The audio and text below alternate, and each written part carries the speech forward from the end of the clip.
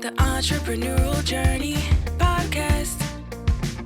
We're talking business and building a culture that's kick-ass. Where we make it happen, grab your seat, let's have a blast. At the Entrepreneurial Journey Podcast. Hi, Paula, and welcome to the Entrepreneurial Journey podcast. How are you? Really good, Rebecca. Thank you for inviting me. How are you? I'm really good, thank you. It's an absolute pleasure. Right, I have Paula Wingate with me together today. What do you do, Paula?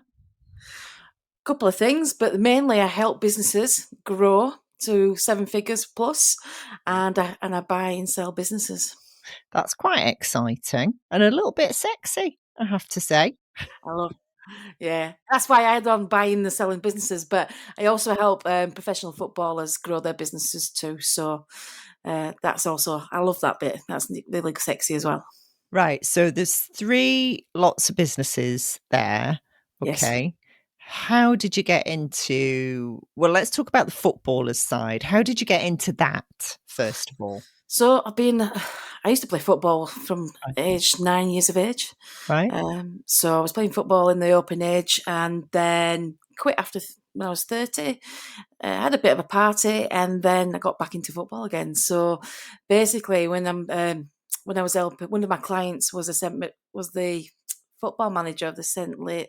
Mirren ladies, and we started working together, started collaborating, started passing her business, and she was like, "Why don't you just come in as a commercial director into St. Mirren ladies?" And I was like, "Deal, let's do that."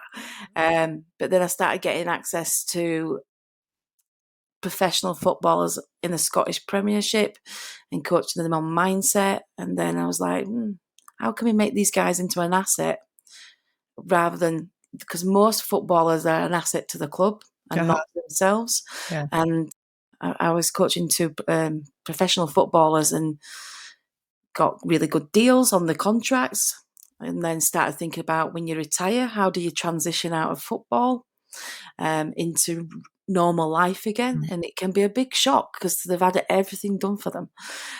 So we transitioned a guy that was 24 years of age. He was starting to build his wealth, thinking about what he could do for passive income, etc. And the other guy was 31, and we were talking about, right, how can you earn this amount of money without doing anything? Because professional footballers, they'll work between, say, 9:30 till 12:30 if there's no games, and then they'll have a couple of days rest. And then they have the games, and some times they'll play 2 lots of games in 90 minutes in a week. So that's 3 hours worth of work. So it's like, it's getting them to think entrepreneurial. How can they get this money rather than having to go and get a job? Yeah. That's how I started getting back into it, really. Oh, that's cool. That's really cool. A lot of people don't realise how much time professional footballers have on their hands, do they? No, and it's quite interesting because these 2 guys are under a lot of pressure with the fans and everyone around them and the expectations of these clubs. And they've only got 3 hours in a week to show everyone around them their true worth. Yeah, that's hard. That's really, really hard. Yeah. And you know what was really, really insightful?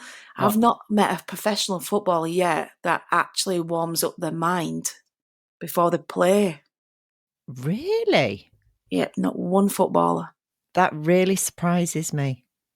Why does that surprise you? Well, because sports psychology is a huge field, you'd have thought that warm-up would have, now in the 21st century, have involved warming up your mind as well as your body. Yeah, no. And I'm talking about, even Man United lost their sports psychologist. They didn't have one for 20 years. They've only just got one back again. Wow. I mean, it's all in the mind. It's all in the mind. Your muscles follow muscle memory. The training does that. The rest is mental. Yeah. And I was saying to these guys, what's your mindset rituals before a match? And when I'm talking about before a match, I'm talking like if they're playing on a Wednesday, when are they warming this mind up on a Monday? how they're doing it, how they're consistently doing it. Now, these guys have got a natural high performance mindset because there's only like 2% of guys that are successful to be a Premiership footballer, right? Yeah. And they're not even warming their mind up. So I was like, oh, imagine what you'd be like if you did. Yeah. Oh my Um, God, they'd be so much better. Yeah. And just an example, I was working with the striker and he hadn't scored for a couple of games. And I was like, what's your mindset for scoring? He says, well, if I score, I score. He was like, it was No. just, yeah. And it's just like, this is just chance. I'll score, I'll score. And I says, well, Ronaldo sets a target one goal a game. Yeah. Where would you be if you scored one goal a game? And I got him thinking, visualizing what would his life be like, like how would he behave? What was his beliefs thinking like? What would the returns be? And he hadn't scored for a couple of games. And then I kid you not, within 50 seconds of the next game, he scores a goal. I believe you because, and again, this really surprises me about football because there's so many studies and these studies are quite old about how the brain can't differentiate between thinking about running a race and actually running a race. So when they put the little nodes on to measure brain activity, the brain can't tell the difference between imagining running that race and actually running that race. So you're right, visualizing scoring goals means the brain already thinks you've done it, which is the same as muscle memory in training. It's brain memory, if you like. And then the brain goes, well, of course I'm going to score a goal because I've already run through it in my head. Yeah. Wow. God. Yes. Right. Well, you've got a lot of work cut out then, haven't you? Yeah, I was talking to an ex goalkeeper of a Premiership club last night, and he was saying it took him till he's 27 years of age to stop papping his pants before a game. Right. He was absolutely scared, and it took he was nervous. He couldn't eat the pre-match meal. Oh, He was shaking. He couldn't even go out and see the crowds to no. warm up. He would just go in a shower and quiver until he went out. And Oh, that my And goodness. it wasn't until somebody who was a mindset coach said something to him, just one little thing, and it clicked for him. At 27 years, I was like, "What have I got to be scared of? Like, Yeah. I'm out doing something that I love. I'm going to show everybody how good I am." So rather than being fearful, it was like, "Right, I'm going to show you." And it's just a shame. 27 years of age. Right. There's no need for that length of suffering, is there? Nah, not. Oh my God. Right. Well, you get out there, you help those people feel better about themselves. And if you need an army of people to do that, I'm happy to volunteer as well, because you know what I do. So, God, there's just no need for that level of anxiety and yeah. Okay, so that's Yeah, one bit of what you do. The other bit of what you do is helping people to get to a seven-figure business. Now, am I right in thinking that's mainly coaches that you help to do that? yeah. So Right. I help coaches. So a coach's coach. So I help coaches grow their business, their coaching biggest business to seven figures Yeah. through growing them Yeah. and then helping them with their coaching skills. And then at the same time, that helps them grow their business, if that makes sense. Yeah. But I do help other business owners as well grow theirs. But it has to be a project that I'm excited about. Yeah. Yeah. If Yeah. that No, makes fair sense. enough. So what's the biggest obstacle to growth that you find coaches are experiencing? That's a great question. It's almost like I'm a coach. Where would you got that from, by the way? Yeah, no, definitely the mindset. The biggest, I call it not enemy, but the biggest barrier is their mindset. And I'm finding it's really weird. I'm finding some coaches that think that they're doing really well, but they're showing narcissistic behavior.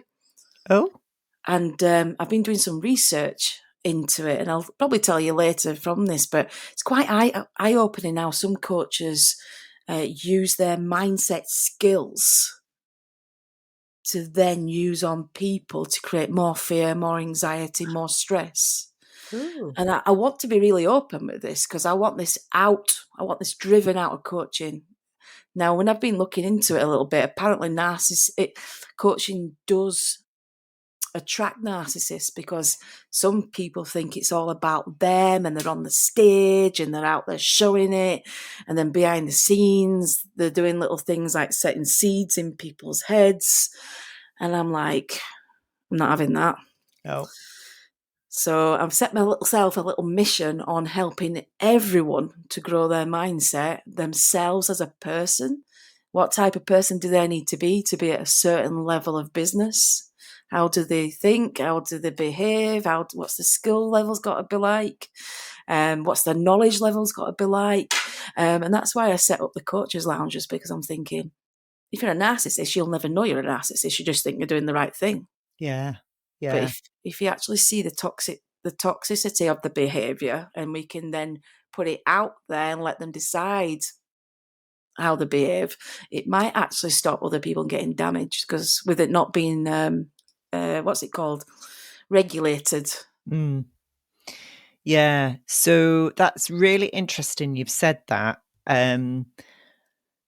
One of the criteria, because we train coaches and consultants, Yes. is that you right at the beginning we say to them, you have to leave your ego at the door, because, and I repeat it to them Yes. over and over and over again, it's not about you, it's about the client.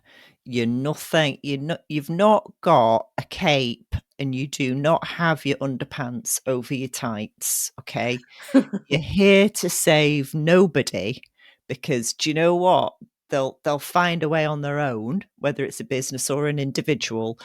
You're simply here to facilitate. I call it offering a set of keys, and the client will pick up the keys that are relevant to them, that unlocks their own potential. That is all you're doing. And the client always owns the success. The coach does not own the success. Yes. 100%. Yeah. And yet, Paula, yet, I think there are some coaches out there who think they are superhuman and they think the results are all down to them. Yes. And it's just not true, is it? No, I was working with a guy years ago, really lovely guy, really spot on, knows his stuff. But it was one of those type of guys that brags about certain things, and you think, I can see insecurity right there, because why do you need to brag about that if you're that good? That makes sense. Yeah. Because I think if you're that good, people know about you automatically. Yeah. And he was helping me with coaching other business owners, and I'm very much of, let's recognize your clients, let's celebrate them, but celebrate them, not their result, it's nothing to do with us. Yeah. And he started taking ownership of it, and I'm like, wait, what are you doing? Yeah. I cut it straight out. I thought, no, you're not the one that's doing the tasks or the actions or going through coming out the comfort zone and maybe going through fear and anxiety to get those results. All their results are telling us is what we're doing is the right, it works. Yeah. Yeah. Yeah. If you need to celebrate it, then celebrate it with other coaches within a coaching safe room. Yeah. But don't put it out there. It's all down to you. Yeah. Because it's just not. No. That's not true anyway. Nah. The client's done all the work, like you say. They've made the hard decisions. They've implemented them. Yeah, definitely. Yeah. So going back to answering your question, mindset.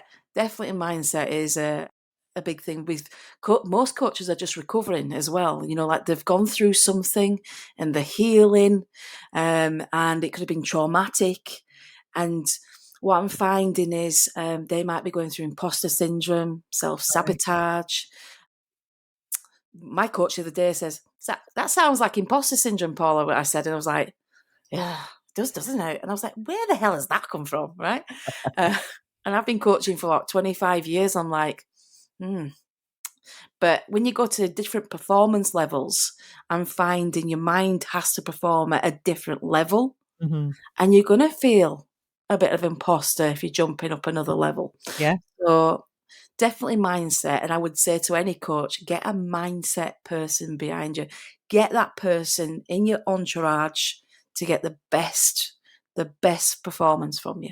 Yeah, I agree. The way I get that is from our coaches, from our partners. It's really interesting Yeah. when we're working together, because we have a mastermind once a month. I get as much out of that as they get from it, and it keeps us all really grounded, really grounded, and it's so important. Plus, you've got kids, I've got kids. You can't really get an overinflated opinion of yourself when you've got kids. No. You ain't got time to, have you, really? No. Yours are younger, aren't they? I've got a teenager at home, a 14-year-old. She's like, Mum, you're boring. I'm not interested. Don't start with your inspirational speeches. I don't care. Do you get, don't try and coach me, Mum? Yeah. Yeah.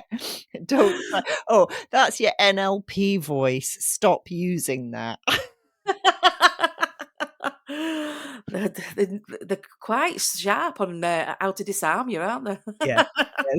Yeah. So just when you've come back, you know, you'll be coming back from coaching some major footballer who's on mega books, and your kids will be going, yeah, whatever, Mum, you're really dull. That's what I get, you know. Like I came in, I was missing for a week. I went like working out abroad and stuff. Came back and I'm thinking my daughter's going to be so excited. And I came in, and one daughter went, "This is a 3-year-old or teenager." And the other one, my favorite, she think I'm her favorite. If that makes sense, she goes, Right. "Hi," and that's my 1-year-old. And then that was it. Nobody missed me? No, I was thinking they were going to get that running up for the door, going, "Mommy, we've missed you," and then never parting from it. It was like, "Oh, you're here, are you then?" Okay, Where's my Toblerone? that's exactly. You see, this is why I have 2 dogs, because they just are adoring no matter what. They love you to Yes, bits no matter what. You've got dogs as well, haven't you? they're 2 cockapoos. They're the Oh, same. yeah. I cannot move away from them. Yeah. Yeah. Give me the love. Give me the love. Right. So you get these people, you've adjusted and you have just started this coaching lounge. Tell me a little bit about that, because that's quite exciting. Yeah. So for some reason, I've been drawn into this from the spirit world in terms of, I don't know, it's the journey I've been on, and I've been seeing how coaches are struggling to build and grow their business, struggling with the mindset, sales and marketing, even the legal stuff. So if we're running with our hearts of gold and we're helping people, and we've got someone as a client that's maybe threatening us in a way, whatever way, you know, legally, then we've got people there to go, "It's okay. It's all right, Rebecca. We Right. can help you with this," rather than going, "Oh shit, who do I speak to?" Yeah. Also coaching skills, which we'll talk about that with you going forward, if that Oh, yeah. makes sense. Yeah. So it's just under one roof you can grow your business, but grow you as a person, and then that can help you grow your skills and then your business. So that's why we've done it. I mean, it's like the whole vision of it is getting different level of coaches in there. So you've got your master coaches, you've got your coaches that know they're really good at what they do, just need a bit more learning. And then they've got the startups, if that makes sense, who just have no clue, bless them. And they just need that guidance rather than getting ripped off there and going on that course and doing this. Every coach that comes in who takes the coaching lounge, so they're in charge of the coaching lounge. So just as a sales guy, he will go through so many checks to make sure he's credible, Right. trustworthy, and he knows exactly what he does and it works. Yeah. That makes sense. If only you'd have existed back in 2009 when I started my coaching business. All those horrendous mistakes that I made could have been avoided. I know. But look where you are now with those horrendous mistakes. I know, and a bit like doing it similar but different. We're taking them through a particular style of business coaching and consulting, and we just had, we put it all online last year. We just had our first lady qualify through the online program. Yeah. I know. I was so excited because it's like, oh, it works. And she, they have to do a case study and send me a presentation and a video. She absolutely nailed it. And I'm like, Did she? yeah, she really did. I was so pleased for her. So yeah, she starts as a partner on the 1st of March, which is dead exciting. Are we able to name her? Is this a teaser bit? Not yet, because I've said to her, look, we'll get all your profile on our website. We'll do all of that lovely stuff, and we'll get all you, so you look and branded, and people know how to find you. We'll name names once we've set everything up. Yeah. So yeah. Well, So whoever it is, well done. I know. Congratulations, and megatastic. I know. It's really good. So you're like me, is that I think, you get a kick out of seeing people do really, really well. Yeah, big time. It's a drug. Yeah. It really is. The happiest day of your week and my week is when somebody says, I've won this client, I've done this, I've done that, I've reached this figure, whatever. And you're like, that's bloody fantastic. Well done. Yeah. Yeah. So where do you think that comes from in you? Oh, God knows. I have no clue. But I don't know, because when I worked for the bank, you're in a system where it's toxic in that way. You worked in a bank? Yeah, for 20 years. I No. know.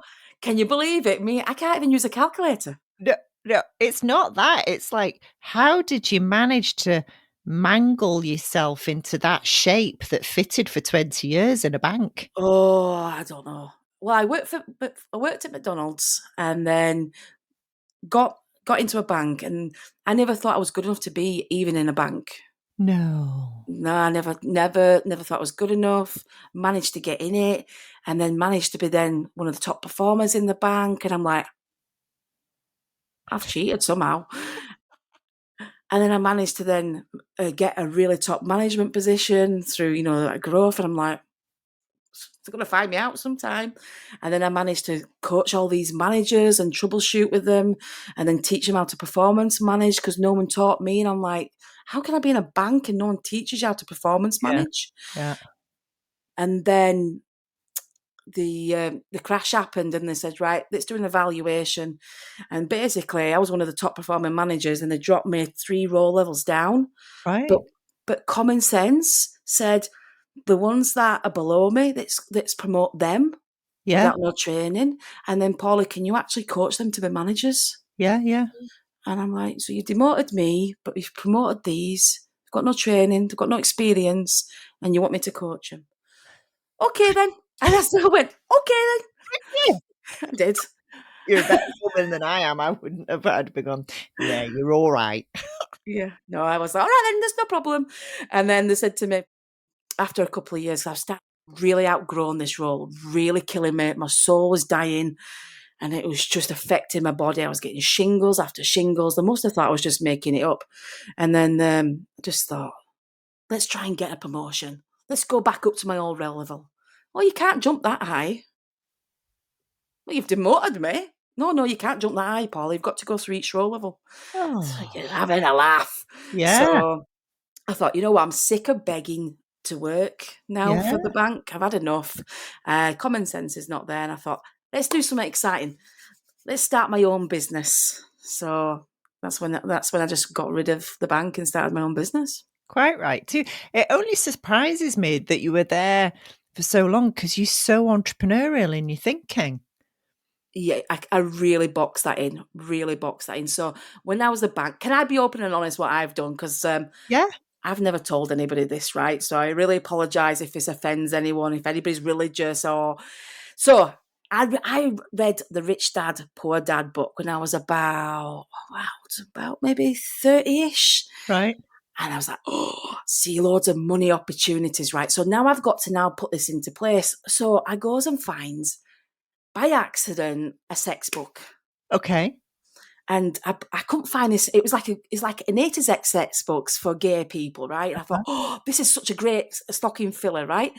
And I couldn't find them anywhere. On Amazon, now this is back in 2009 or something, on Amazon, couldn't find it. And I thought, oh, then I found it somewhere. And I thought, I'll buy 2 books and put one on Amazon. And it was like £12.99 and I put it for 20 quid. I kid you not, it sold within 2 minutes. No. Yeah. And I thought, oh, I'll see how many books these other companies got. So I got 10 books, bought them. That's all they had. Put them all on. And every book that sold, I put an extra £1 on. Right. Sold within the night. I couldn't believe it. It was sold. I was like, oh, that's never happened to me before. So I goes and hunts, right? I goes and hunts the publisher. And they said, Paula, it's the copyright's now been moved over to another publisher.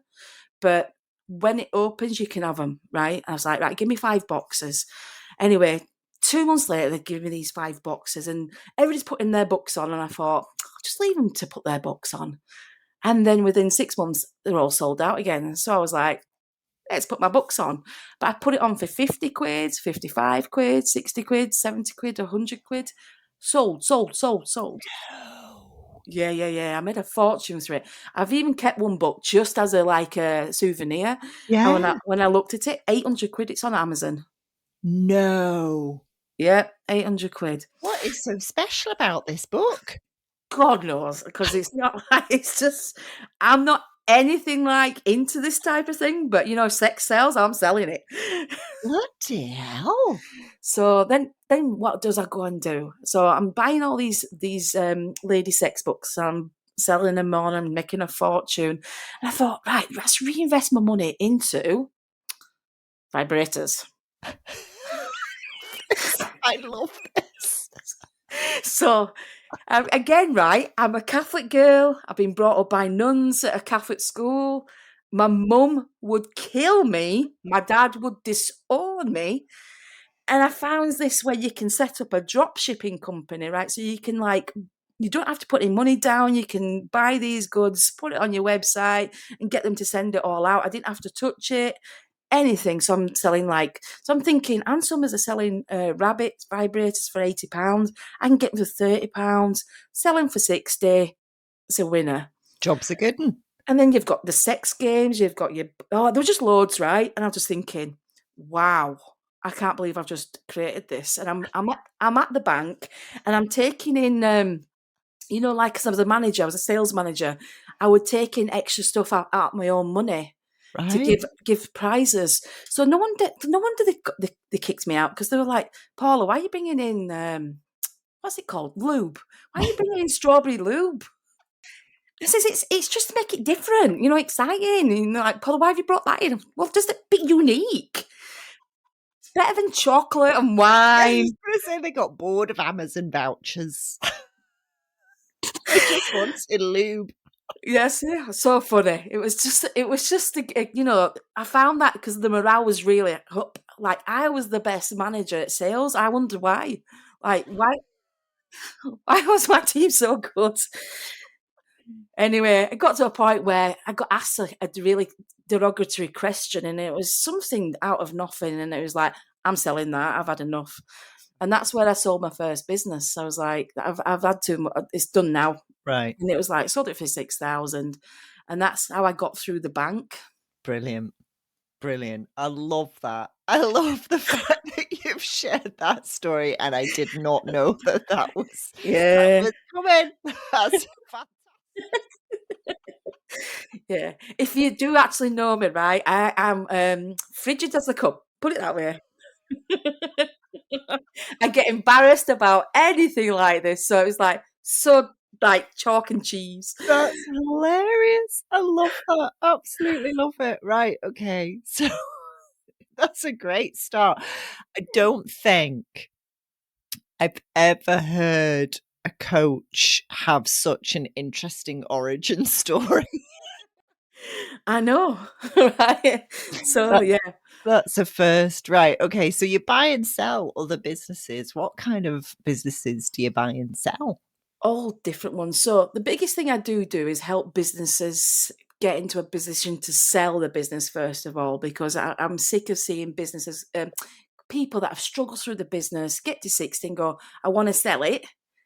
And then they sat on this untouched fortune and they just didn't know how to grow it. And I'm like, so there's a company at the minute that I'm selling, and it's about 25 grand, right? They didn't even know it was worth anything. They were just going to get rid of it and just close it down. I'm like, Yeah.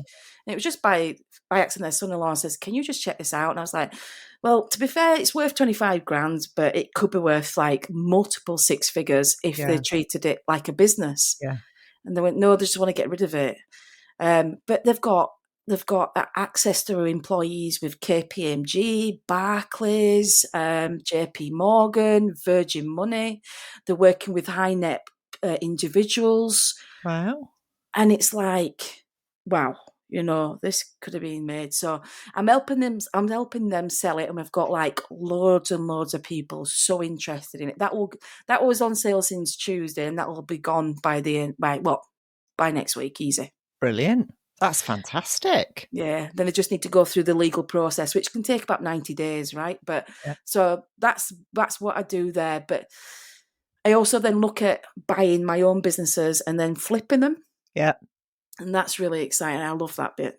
Yeah, that is very... No wonder you're up at 2 this morning and you didn't go back to bed. I know. I get excited. I'm really like a weirdo. I'm like, what can I do? Oh, think about this. Let's do that. It's crazy. My brain does not switches off for 3 hours. And in that 3 hours, I'm meditating as well. I've put a meditation track on while I'm sleeping, so it kicks into the subconscious. And then by that, I'm like, ding, let's do stuff then, eh? Let's get on with stuff. Okay, I can honestly say that has never happened to me. Really? It maybe dings. I can maybe sometimes sort of a 5:30, there's a ding that I'm like, oh, yeah. And then I meditate for a bit, and then I go back to sleep, and then I'll act on it. I definitely get excited about my day, but I need my 8 hours, Paula. I cannot function without 8 hours sleep. Yeah. You know what? Because I've got kids, I wish I could say that. Yeah. But yeah, no, I totally get it. But you're supposed to have 8 hours. Right. It's good for your body, your health, your mind, the way you see things in the world. So, have more. If you can recharge more, do it more as well. Yeah, definitely. What do you do for downtime with 2 young kids? Quite hard, but what do you do? Just put them in the cupboard and walk away. No, I'm joking. I'm joking. I used to say, yeah, I've just left them at home with a box of matches and a DVD. How did that go down? People were like,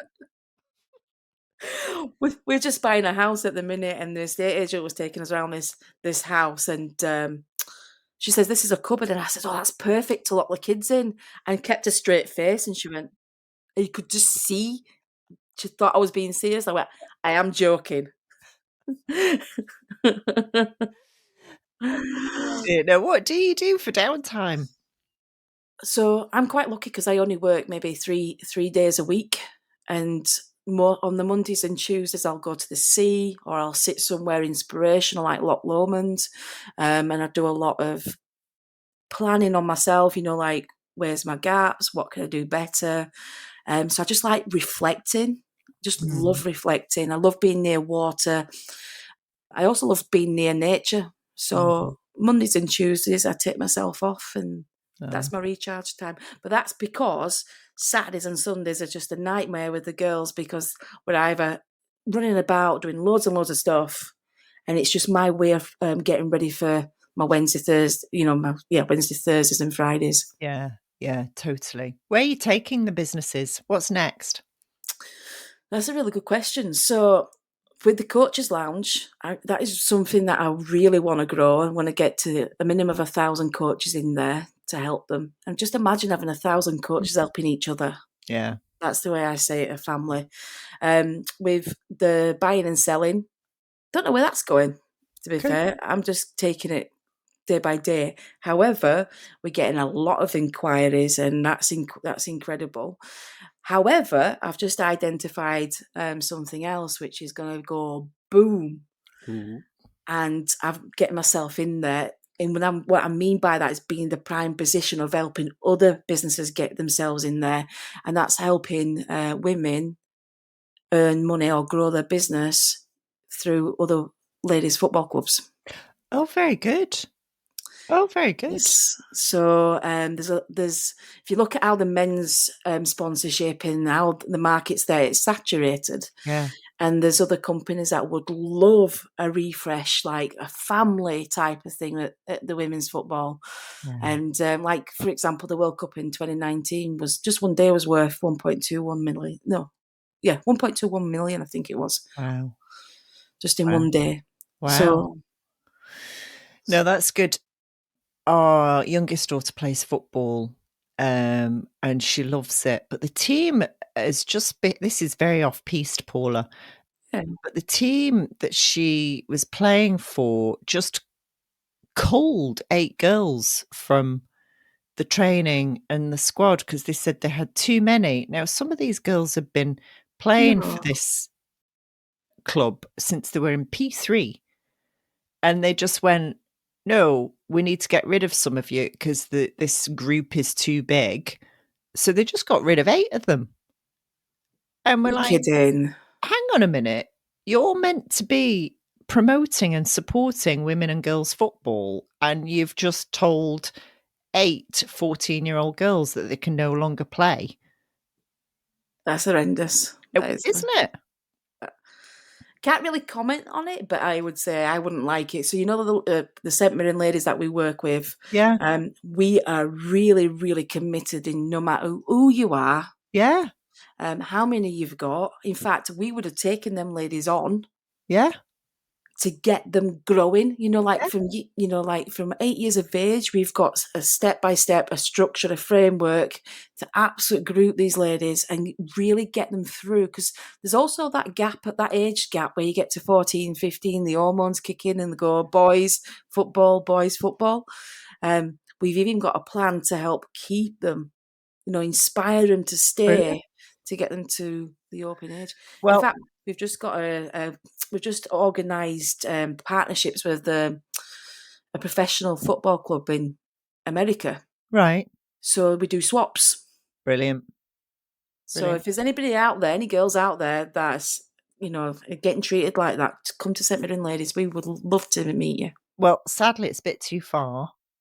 But yeah, if we can find something like that on the east coast of Scotland, perfect. Yeah. Yeah. I was very saddened. Anyway, I digress.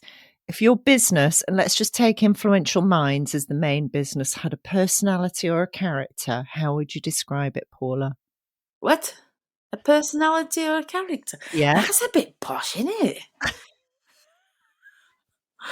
Oh my God. I would say the posh part is a bit of a Ferrari. If I can use a car method, if that's all right. Of course. It's a bit of a Ferrari. Yeah. And the middle bit is, I would say, what's my favourite car? Just say it's a Range Rover. And then you've got where I started from, which is like a little 3-wheeler. And the reason being is, I don't care who you are, what you do, where you're from, as long as you're a good, nice soul, we will help anyone who's got the right commitment, the right drive, and the right want. Brilliant. I love that. That's a great place to end. I wish you all the luck in the world, Paula. Not that you're going to need it. And thank you very much for today. Anytime. Thank you for inviting me, and I appreciate it. And so, The Entrepreneurial Journey Podcast. We're talking business and building a culture that's kick-ass, where we